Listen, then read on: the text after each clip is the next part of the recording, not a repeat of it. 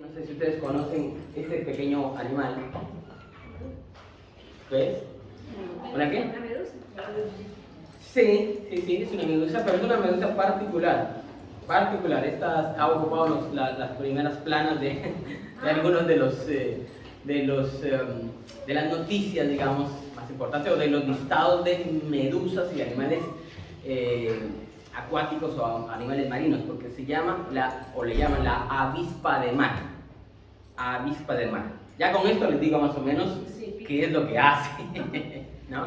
La avispa de mar o medusa de caja está considerada como uno de los animales más venenosos, quizá el más venenoso de todo el mundo, ¿no? Ya sabemos que es una medusa siempre es complicado, pero esta en particular, la avispa de mar, tiene unas características superiores, ¿sí? Se encuentra en las costas del norte de Australia. La diferencia con las otras medusas es que las otras medusas son ciegas. Exacto. Y esta tiene 24 ojos. 24 ojos. ¿Te pica o te pica? Claro. Aparte de tener la capacidad de por impulsos avanzar 1,5 metros aproximadamente. Así es que los peces que están a su alrededor, chao, ¿viste? Valieron, porque con esa capacidad de visión que tiene y la velocidad que tiene, bueno, la hace una de los animales más peligrosos, ¿no? Su picadura entonces puede provocar inclusive la muerte en pocos minutos de una persona. Ahora, ¿por qué menciono esto? ¿Y qué me llama a mí en particular de este animal? El elemento clave que a mí me llama la atención son sus característicos 24 ojos. 24 ojos, o sea, la visión panorámica que tiene este animal es interesantísimo. ¿Por qué digo que me llama la atención? Porque a partir de eso, cuando vos decís, tiene 24 ojos, imagínate vos teniendo 24 ojos, no solo dos, ¿no? Sino vos los acá, otros acá, aquí, acá. Una cabeza llena de ojos prácticamente. ¿Qué característica tendríamos? Poder observar con más claridad todo lo que ocurre a nuestro alrededor, ¿o no? Eso se presupone, ¿no? Entonces yo a partir de este elemento de la visión me preguntaba, y lo traía a colación a la iglesia, ¿no? ¿Qué necesito para tener una visión más clara de la iglesia? ¿Qué necesito yo para tener una visión más clara de la iglesia? ¿Necesito 24 ojos? ¿Qué necesito yo para tener claridad sobre la iglesia? Ojo, no solo yo, digo, la comunidad, la iglesia, ¿no? Otra pregunta que me surgió es, ¿existieron visiones diferentes de ser iglesia en el inicio de nuestras comunidades eclesiales? Estoy hablando del siglo I, después de la muerte y resurrección de Jesús. Las iglesias todas eran homogéneas o tenían diferentes cosmovisiones, tenían diferentes visiones de ver la vida. Es decir, había una sola cabeza, pero cada ojo veía una parte diferente de la realidad. ¿Me doy a entender? ¿Sí? Vamos desarrollándola, vamos desarrollando esta idea de la cosmovisión. Y última pregunta que me surgía a mí, ¿existen cosmovisiones diferentes al interior de la iglesia hoy también, como pudo existirlo en el pasado? Bueno, todas esas preguntas vamos respondiéndolas paso a paso, o vamos reflexionando. Yo soy el encargado por ahí de poder comentarlo, pero yo sé que todos y el Espíritu Santo hace una obra en cada uno de nosotros y vamos pensando. Creo que para entender esto hay que entender un concepto, ¿no? El concepto de la cosmovisión. Siguiente diapositiva. Cosmovisión. ¿Qué es la cosmovisión? Bueno, habrán muchas diferencias de conceptualizaciones, pero esta me parece bastante adecuada. Dice, quiere decir visión del mundo. Una cosmovisión es una visión del mundo, ¿sí? De lo que me rodea. No solamente visión en cuanto a lo visual, sino en cuanto a lo conceptual, mental, ¿no? La representación mental que una determinada cultura o persona se forma de la realidad. ¿Cómo explico yo esto? Aquí en Argentina, cuando yo cantaba, yo decía, había una parte que decía, no recuerdo, pero utilizaba la doble L. La doble L, en la visión conceptual de muchos países, es llegué, o llego ante tu presencia, ¿no? Y cuando yo escuchaba cantar aquí es, llego ante tu presencia. Y con el tiempo, hasta uno se va incorporando esa visión de lo que es la Argentina, y termina uno diciendo llego, así, sin decir voy a decirlo así. No, porque claro, estoy tan inmerso en la cosmovisión, es un elemento muy básico, por ahí los filósofos me matarían si yo doy un ejemplo como este, pero como para entender que uno va tomando parte de la cosmovisión también donde uno está, ¿no? Así es que, bueno, es ofrecer un marco de referencia para interpretar la realidad. Me ofrece la cultura de la Argentina, me ofrece un marco diferente de interpretar la realidad, porque cuando yo estaba en Guatemala no fue lo mismo que cuando llegué a Colombia. Y cuando me vine para la Argentina, empecé a vivir en la Argentina, ya hace como 11 años estamos por acá, no es lo mismo. Se empiezan a integrar otros elementos de la visión de cultura y de país. ¿Es malo? No necesariamente. Por ahí algunos aspectos habrá que reevaluarlos, como todo, como dice la Biblia. Bueno, retengan lo bueno y desechen lo malo. Es así. Pero las cosmovisiones son parte de la vida. Ahora, las cosmovisiones también son parte de la Biblia. ¿Cómo se los demuestro? Van ustedes al libro de Marcos, van ustedes al libro de Mateo, y van al libro de Lucas y al libro de Juan, y no es una copia exacta del Evangelio. Varía mucho, porque varió el tiempo, varió la persona, varió las circunstancias, varió lo que Dios le reveló a esa persona en ese momento de la historia para esa realidad específica. Así es que las visiones del Evangelio son diferentes. La cabeza es la misma. Hay una base, y ahí no se modifica. Pero las visiones pueden ser muy diferentes y aplicativas, ¿no? Por eso, desde este concepto vamos a acercarnos a un pasaje que nos permitirá acercarnos a este concepto de las cosmovisiones, para entender que hay cosmovisiones alrededor de la vida de Jesús, hay cosmovisiones alrededor de la vida nuestra, pero que también Jesús reenfoca esas cosmovisiones para ayudarnos a entender una forma diferente también, contracultural, de poder pensar, porque ese es el Evangelio. El Evangelio nos invita a pensar de otra forma, ¿no? ¿O no? Sí, el Evangelio es otra visión totalmente diferente de lo que es la vida. Así que es una cosmovisión, ¿no? Bueno, el tema para esta mañana es ustedes, ¿quién dicen que soy yo?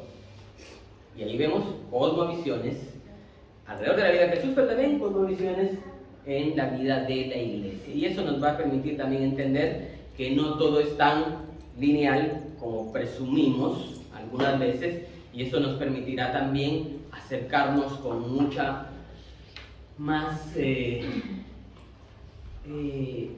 a veces con mucha más misericordia a los demás, con mucha más compasión hacia los demás, con mucha más comprensión, ¿no?, hacia los demás. Empatía también, ¿no? Está bueno entendernos así como cristianos. Vamos al texto bíblico. Aparece ahí. Dice Mateo 16, 13 al 20 realmente es, pero vamos a leer hasta el 17 nada más. Dice, cuando llegó a la región de Cesarea de Filipo, Jesús preguntó a sus discípulos, ¿quién dice la gente que es el Hijo del Hombre? Es decir, ¿quién dice la gente que soy yo? ¿No? Porque este es uno de los títulos de Jesús. Después sería interesante estudiar los títulos de Jesús también, ¿no? ¿Quién dice la gente que es el Hijo del Hombre? Le respondieron, unos dicen que es Juan el Bautista, otros que Elías, y otros que Jeremías, o alguno de los profetas, ¿no? Y Jesús pudo haberlo dejado ahí, pero entonces lo personaliza y dice, ¿y ustedes quién dicen que soy yo? Está bien, lo que las más personas digan está bueno, pero ¿quién dicen ustedes que soy yo? Y entonces ahí Pedro dice, tú eres el Cristo, el Hijo del Dios viviente. Y miren la palabra que dice acá. Miren, aquí hay una de las claves para el texto. Dichoso tú, Simón, hijo de Jonás, le dijo Jesús, porque eso no te lo reveló ningún mortal, sino mi Padre que está en los cielos. Eso es clave. Eso es clave. Porque, a ver, la gente alrededor había visto las cosas importantes, maravillosas, los milagros que había hecho Jesús. Sí. De hecho, algunos por ahí experimentaron un milagro de Jesús. Pero eso los llevó al convencimiento de que era el Cristo. Y me parece que no necesariamente. Y entonces aquí dice que dichoso vos porque Dios te lo reveló. Dios te lo reveló, ¿no? Entonces eso me parece que va a ser clave para entender el pasaje. Bueno, explicamos un poquito y vamos tratando de entender este concepto de cómo trabajar este aspecto de las cosmovisiones bíblicas y cómo aplicarlo a nuestra iglesia hoy. Bueno, en una cultura donde los nombres no eran meras etiquetas, sino reflejaban el carácter y la persona y las características de la persona, creo que el Nuevo Testamento es clave al decir lo que estos hombres entendían acerca de Jesús, o lo que estaban diciéndose acerca de Jesús. ¿Por qué? Porque el nombre refleja mucho. Cómo yo nombré a las personas, o cómo la nombraban en aquel entonces, reflejaba mucho de su carácter, ¿sí? No solamente la persona, había un marco referencial también. Por eso, para entender la realidad de Jesús, algunos dijeron, es Jeremías, es Elías, o sea, el espíritu de ellos vino a Jesús, o es un profeta. Pero como había un marco de referencia de la realidad alrededor de Jesús, ahí podemos llamarlo que la gente tenía una cosmovisión de Jesús. ¿Cuál era la cosmovisión de Jesús? Que si él era el Mesías, tenía que venir con una actitud de guerra, con una actitud de salvar a su pueblo, pero ¿a través de qué? A través de la fuerza, a través de las armas, a través de la violencia. Y Jesús no siguió ese guión. Es que ahí está la gran diferencia. Jesús no siguió el guión que ya le imponía la cosmovisión de las personas. Las personas decían, no, si vos sos el Cristo, si vos sos el ungido, si vos sos el Mesías, entonces lo que vos tenés que hacer es venir con armas y defender a tu pueblo y liberarlo de Egipto, liberarlo de Roma, liberarlo de cualquier otro opresor, porque eso es lo que hace un Mesías. Y Jesús no siguió ese guión, no siguió esa línea.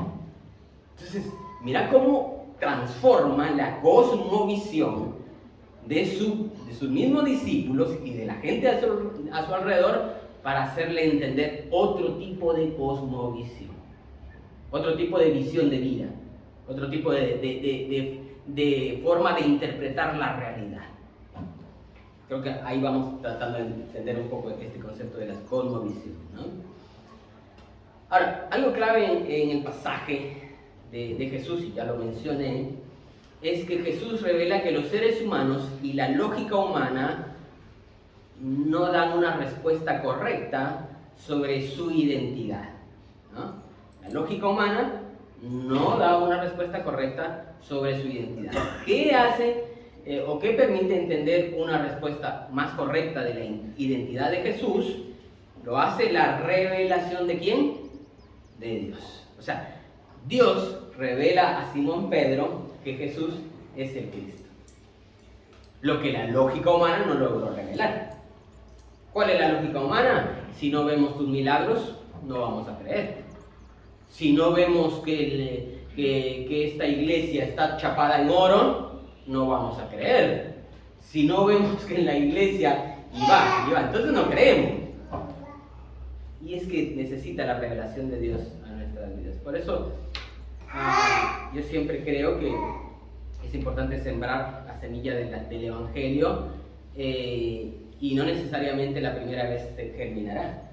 Eso corresponde a Dios y a la persona, los momentos adecuados. Nosotros estamos sembrando en muchas personas, en Alfa Deportes, en Alfa Familias, en un montón de actividades, pero que la lógica humana nos diría, si viene a la iglesia y recibe el curso de Alfa, entonces se va a convertir en hijo de Dios y entonces va a venir a la iglesia. Esa es la lógica, pero esa es la lógica realmente la que va a hacer que esa persona de corazón entregue su vida a Dios. Yo creo que la lógica es otra. La lógica es que Dios le revele a esa persona lo que Él quiere revelarle, su perdón, su amor. Por eso, si ustedes se dan cuenta, a lo largo de la Biblia hay muchos nombres de Dios. Jehová Nisi, Jehová Iré, Jehová, porque muchas personas conocieron a Dios en esa forma particular y Dios se les reveló en esa forma particular a lo largo de la historia. Digo, no es que hoy a mí se me reveló como un Dios protector y a Matu como un Dios dador mañana y a Robbie como un Dios consolador pasado mañana y a Marlene como un Dios protector pasado. No. Fueron diferentes situaciones, diferentes momentos donde Dios se reveló a la persona que necesitaba eso y ahí entendió esa persona una forma de ver a Dios. Porque nadie se puede atribuir una forma total de entender a Dios, ¿o sí? ¿Puedo entender totalmente a Dios? Por eso solo vemos una parte, por eso está bueno entender que hay cosmovisiones diferentes en la iglesia y en las iglesias en general, y tratar de entender que Dios se puede revelar de esa forma a esas personas, ¿no? Y ser empático con esa situación. Por eso, el libro de Hechos, por ejemplo, el libro de Hechos es un libro bastante carismático, si queremos llamarlo así. Pero las cartas de Pablo son no tan carismáticas y de hecho hace algunas críticas a eso. Los libros de Pedro, por ejemplo, dicen, y con Pablo tenemos algunas discusiones porque hay algunas situaciones que por ahí no estamos de acuerdo. Y también Pablo se pelea con Bernabé. Pablo se pelea con Bernabé porque habían dos conceptos diferentes de visión del Evangelio. No que fuesen totalmente y diametralmente opuestos, pero había unas diferencias. Con el tiempo, ambos entendieron que estaban trabajando para el mismo Señor. Porque a veces la calentura de la juventud no nos permite un poquito más de sensibilidad. Y con el tiempo, Pablo reconoció que Marcos le era útil y con esto también reconoce que Bernabé de alguna forma acompañó a Marcos, porque esa fue la gran discusión en ese momento. Así es que, mira qué interesante ver que la revelación desde arriba nos ayuda a quebrar una cosmovisión de lógica y a entendernos en una cosmovisión de revelación. ¿Sí? Cosmovisión lógica o cosmovisión revelada. Y no estoy hablando de cuestiones mágicas acá, estoy hablando de cuestiones de cómo Dios va a acercarse a cada uno de nosotros. A veces decimos, no, es que 2 más 2, sabemos que es. Y a veces Dios lo puede convertir en otra cosa totalmente diferente. Porque rompe la lógica. La verdad que rompe la lógica, ¿no? Gloria a Dios que rompe la lógica el Señor. Porque si no, tendríamos que seguir apedreando. Si no, tendríamos que seguir haciendo un montón de cosas que hoy decimos, no. Eso no es así, ¿no? Así es que me parece que está bueno entendernos en una cosmovisión revelada. Porque la cosmovisión lógica te mueve a vengarte. La cosmovisión revelada te mueve a perdonar. La cosmovisión lógica te mueve a manipular. La cosmovisión revelada te mueve a una comunidad basada en el amor. Hay diferencias, muchas diferencias. La cosmovisión lógica es la nuestra. La cosmovisión revelada es cuando Dios toca, y cuando toca, nada puede hacerse, ¿no? No digo para control ni para imponer a nadie, digo, Dios te toca a vos. Jesús pregunta a los discípulos por su propia opinión, y Pedro es el que responde. Regularmente Pedro es el que responde. Al parecer era un líder bastante fuerte. El libro de hecho reconoce que hay dos grandes líderes en todo este inicio de la iglesia, que son ¿quiénes? Pablo y Pedro. ¿Sí? Y hay otro que no aparece ahí tan claramente, pero se menciona, que es Santiago, el hermano de Jesús. Y esos tres, parece que esos tres hombres eran los grandes, o los tres grandes líderes de las comunidades iniciales. No digo que no hubieran más, digo, aparecieron Bernabé, apareció un Timoteo más adelante en una posterior generación, porque está bueno también entender que hay posteriores generaciones que van a ir tomando la batuta. Pero vemos que a pesar de la diferencia, a pesar de los tiempos, a pesar de las cosmovisiones diferentes, Dios los va uniendo en una cosmovisión muy particular, que es la cosmovisión del Evangelio, la cosmovisión cristiana. Por eso me parece a mí que regresar a esas bases es importante. Tengo un ejemplo de cosmovisiones que a mí me mata, siempre me ha matado esta cosmovisión, siempre la he repensado y digo, ¿por qué ocurrió? ¿Por qué ocurrió? Si nosotros como cristianos tenemos la Biblia, tenemos la dirección de la Biblia, ¿por qué ocurrió esta situación? Me estoy refiriendo a esto, la esclavitud en Estados Unidos. Estamos hablando del siglo XVII, XVIII y comienzos del XIX, donde habían plantaciones de algodón, de azúcar, que sostenían la economía de los estados del sur de Estados Unidos. Todo esto es historia y lo podemos conocer a través de la historia, ¿no? A las esclavas se les consideraba como hembras para parir nuevos esclavos. ¿Sí? Hembras para parir nuevos esclavos. Y muchos cristianos aceptaban esta cosmovisión y la defendían con la Biblia. Hay testimonios, hay libros de historia, no estoy chamullando. No estoy chamullando. Hay registros de esta situación donde se ve claramente que los cristianos, a través de la Biblia, defendían esta cosmovisión de la vida, este tipo de visión de la vida, este marco de referencia que permitía entender la realidad. Y entonces, los hijos nacidos de la unión del amo y de la esclava, por ejemplo, también tenían el mismo destino. Era para vender, era una mercancía. Realmente era una mercancía para poder vender o intercambiar.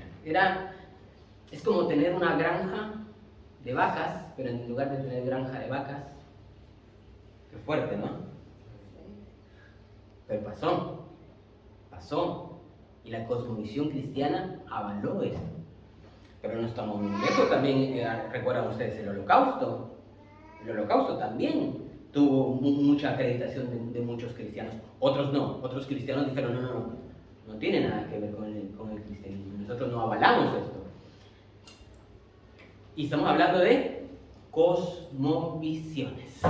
Mirá qué palabra tan interesante para entender el Evangelio y para entender cómo podemos leer la vida y cómo podemos muchas veces esclavizar a través de nuestras cosmovisiones. Mirá los chicos. Los chicos estaban destinados ¿a qué? A ser vendidos.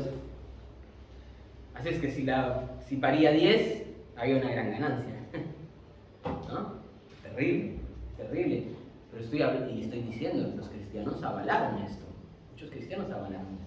Entonces, por eso siempre está bueno repensar la cosmovisión de iglesia que tenemos, la cosmovisión que tenemos en cuanto a algunas cosas, porque eso podríamos estar cometiendo un error. Yo siempre he dicho, la iglesia se tiene que repensar, Porque la iglesia tiene errores.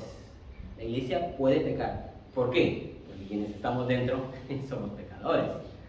Podemos equivocarnos, ¿no? Lo importante es que dentro de esta comunidad que puede pecar, que puede cometer errores, sea sensible a la revelación de Dios. Y cuando la revelación de Dios viene a nosotros, la lógica humana se quiebra, ¿no? Eso es lo que necesitamos. Ser sensibles a la revelación de Dios para que la lógica humana se quiebre. En el ámbito más básico de nuestros pensamientos, ya regresando a nosotros, operamos bajo una comprensión unificada del mundo. Es decir, no nos complicamos la vida tanto. Tenemos algunos principios básicos y a la luz de esos principios básicos leemos la vida, leemos el mundo. Y ahí es donde se vuelven, esta comprensión unificada se vuelve una formadora silenciosa de nuestros pensamientos. Una formadora silenciosa de nuestros pensamientos. Es decir, vos vas abrevando, vos vas mamando, vos vas tomando, vos vas agarrando cosas, y eso va conformándose como una cosmovisión de la vida. Y sin pensarlo, vos estás formando silenciosamente lo que regirá tus pensamientos. Claro, porque lo que pasa es que desde chicos nosotros no estamos invitados a pensar tanto. Es obedecer y listo. Ayer hablábamos con los beta, ¿no? Beta, que hablábamos acerca de la educación. La educación, básicamente, en general, está diseñada para que nosotros respondamos de forma ¿qué? Correcta y de forma incorrecta, ¿no? Para eso está diseñada, por lo menos la inicial, ¿no? Bueno, la inicial, creo que se está reformulando eso básicamente en algunos puntos, pero si yo digo correcto o incorrecto, entonces me está formando una visión de la vida de que cuando yo vaya a practicar un deporte, tengo que hacerlo todo correcto, todo bien. Porque si hay error, estoy equivocado, no lo estoy haciendo bien. Y la verdad que no es así. La vida, nada, Milan se ha dado algunos golpecitos seguramente, ¿no? No es que dijo, ya tengo la capacidad de gatear, voy a gatear, y muy firme, ¿no? No. De repente encontró un desnivel y ese desnivel, ¡ah! ¿Por qué? Porque la vida está llena de obstáculos, de situaciones que nos van también a servir para capacitarnos en la vida. Yo no digo que no hagamos las cosas con excelencia, no digo que no busquemos hacer las cosas con excelencia, no me malinterpreten ni me malentiendan, Digo, buscamos hacer las cosas con excelencia, pero algunas situaciones van a escapar de nuestro control, y sobre todo en la vida real. Digo, si es una empresa, por ejemplo, si es una empresa que tiene que tener ciertos estándares, ciertas pautas, ciertas normas que tiene que cumplir, bueno, estamos hablando de que se puede afectar toda una situación de producción. Esa es otra cosa. Pero en la vida real, digamos, tenemos que tener sensibilidad a entender de que las cosas pueden fallar. Inclusive pueden fallar en muchos ambientes donde no depende de nosotros, depende de lo que está alrededor también, ¿no? Un fallón de luz, qué sé yo, algo, modificó todo, ¿no?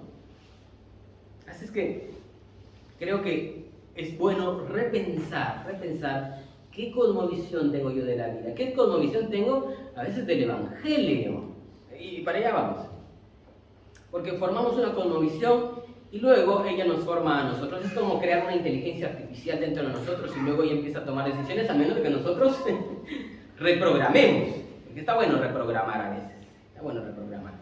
Entonces, hay ideas básicas, estas ideas básicas se transforman en criterios, y esos criterios nos pueden llevar a la forma en que pensamos, a la forma en que actuamos, a la forma en que analizamos los problemas.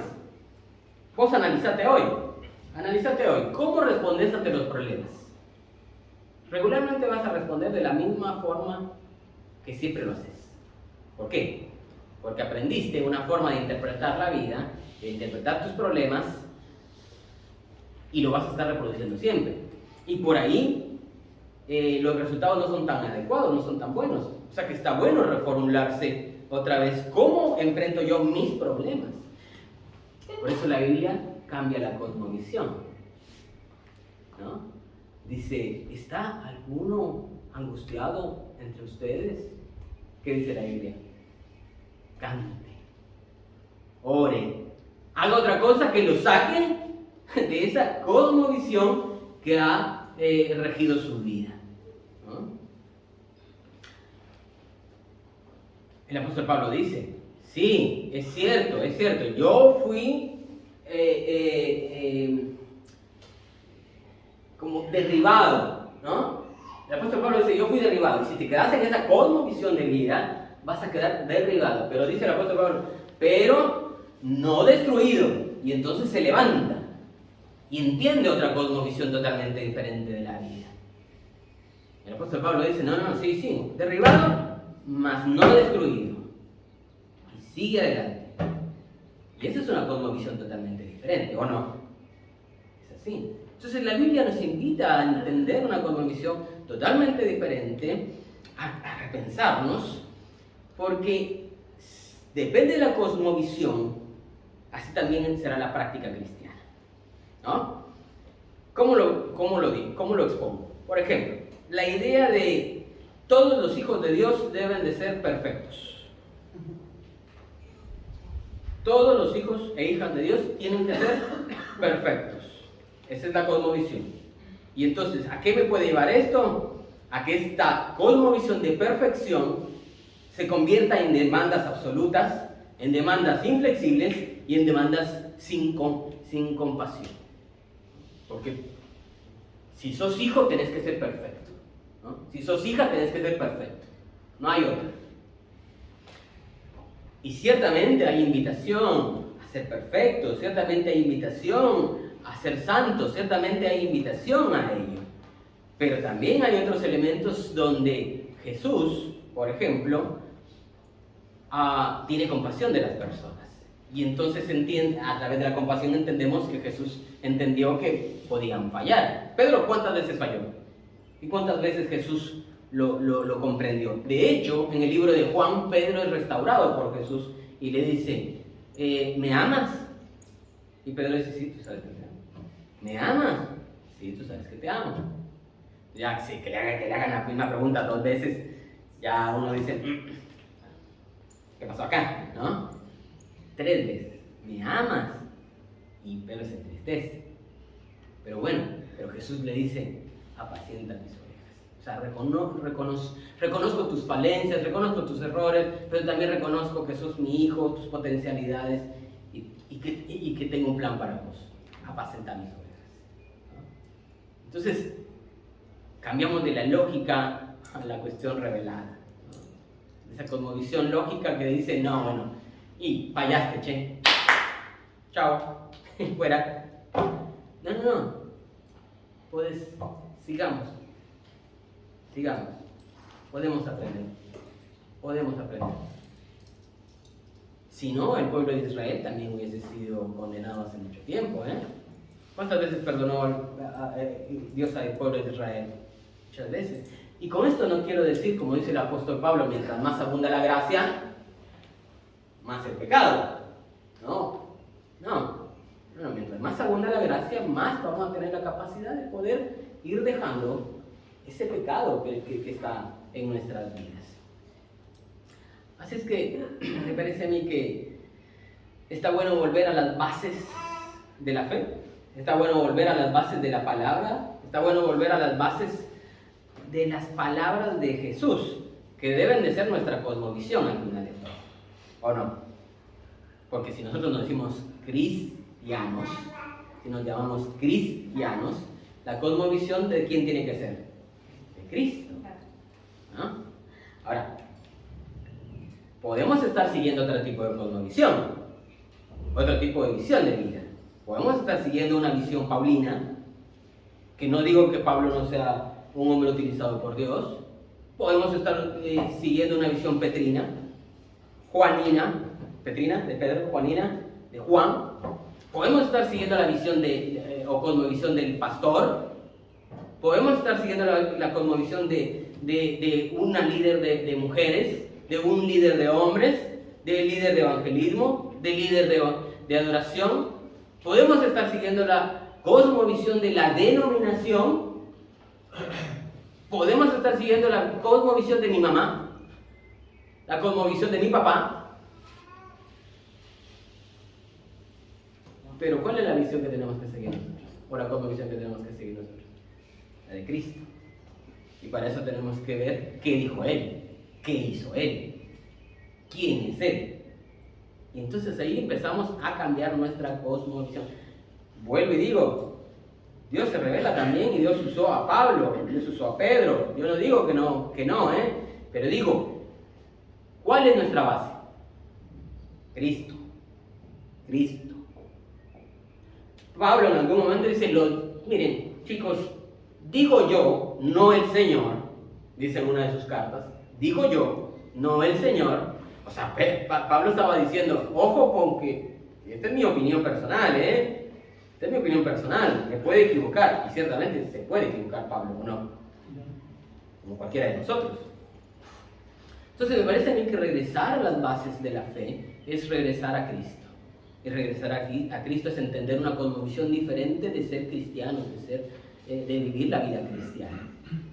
Por eso está bueno regresar a las palabras de Jesús, a los evangelios, ¿no? Sí, también, claro, a las cartas paulinas, porque también nos hacen referencia a Jesús, a las cartas de los Hechos, porque nos hacen referencia a Jesús. Pero tratemos siempre de regresar ¿a quién? A Cristo. Porque ahí también, a veces yo siento, y con esto termino, a veces yo siento que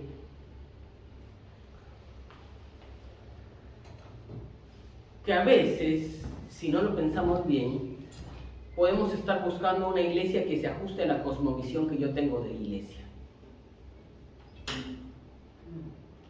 ¿No? O sea, me sirve una iglesia que se ajuste a lo que yo pienso que es y debe de ser. Y no que la revelación de Dios me diga quién y qué debo hacer. ¿No? Porque eso es lo que dice, lo que pasa con Pedro.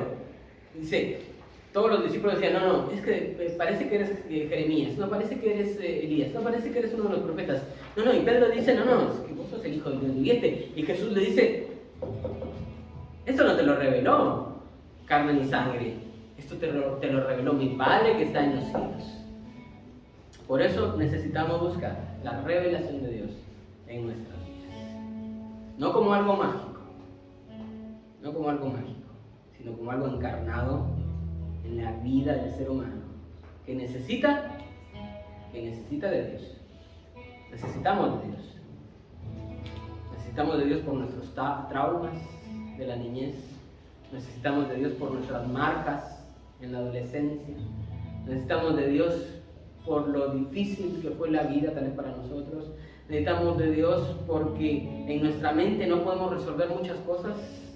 Necesitamos de Dios porque no podemos entender o aceptar algunas cosas. Necesitamos de Dios porque necesitamos esperanza, ¿no? Necesitamos de Dios porque hay cosas que no puedo resolver yo sobre la vida de mis hijos o de mis hijas. Necesitamos de Dios porque yo no puedo vivir la vida de mis padres y no puedo a veces cuidar de mis padres, lo que sí puede hacer Dios. Entonces, me parece que es importante que siempre busquemos ¿qué me querés decir, Dios? ¿Qué me querés decir, Dios? ¿Cuál es esa verdad revelada para mi vida? Y a raíz de ello, entender una cosmovisión diferente de lo que es Dios para mi vida, y también va a llegar a afectar, sin duda alguna, nuestra visión de ser iglesia, ¿no? Porque somos comunidad,